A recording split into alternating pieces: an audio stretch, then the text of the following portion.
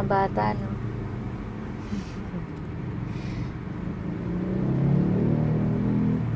Salamat, inatid mo sila. Eh, kita mo? Positive, positive lang. Nakaka-proud.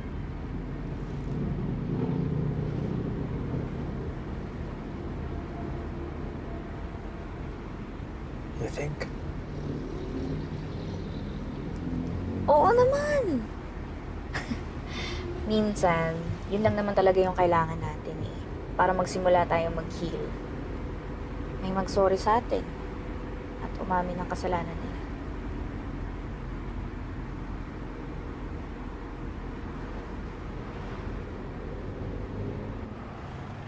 Okay lang ba? Dito muna tayo. Standby muna tayo dito kasi medyo hinahantok ako eh. Ah, sige, go lang. Gisingin mo ako ha, baka mamaya umagahin tayo dito. Sige. Ah.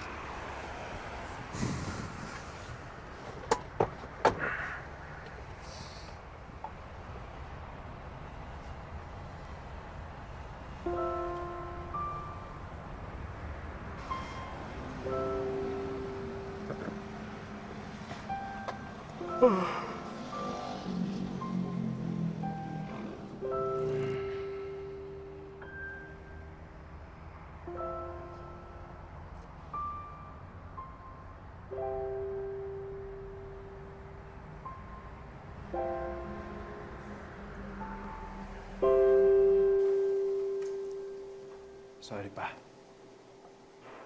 Pero alam ko na yung sasabihin mo eh.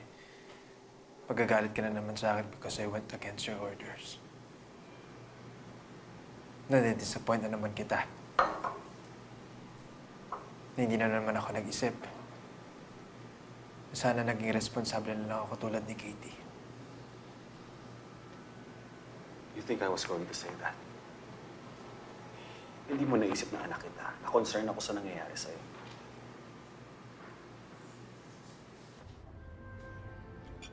Wait lang ah.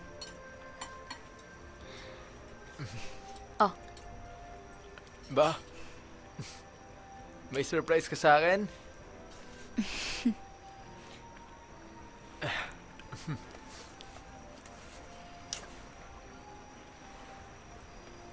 Ha?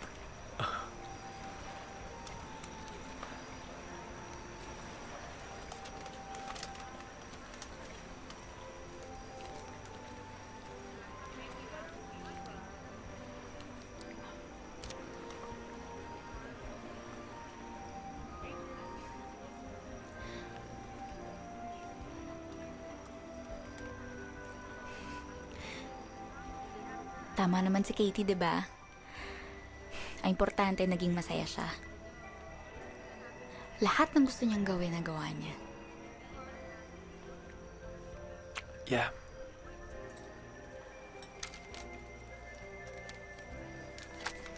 But she also wanted to be a mom and a wife. Oh, she was engaged. And pregnant, 'di ba? All her dreams did come true bago siya nawala.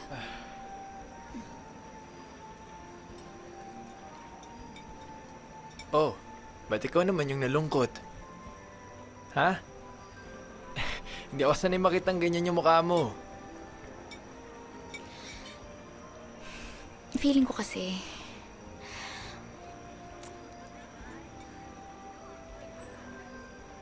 parang hindi ko na matutupad yung pangarap ko. Paano mong hindi matutupad? Eh, naging reporter ka nga, di ba? Miss Magna Cum Laude? FYI, nag-resign na ako sa trabaho kong yun. Mr. Halimaw ng swimming. Kaya nga parakat-raket na lang ako sa pagtutour guide ngayon eh. Bakit? Eh kasi nga,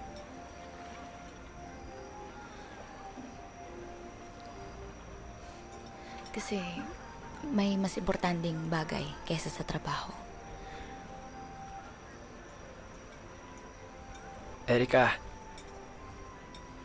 may gusto kasi akong puntahan bukas. Okay lang ba samahan mo ako?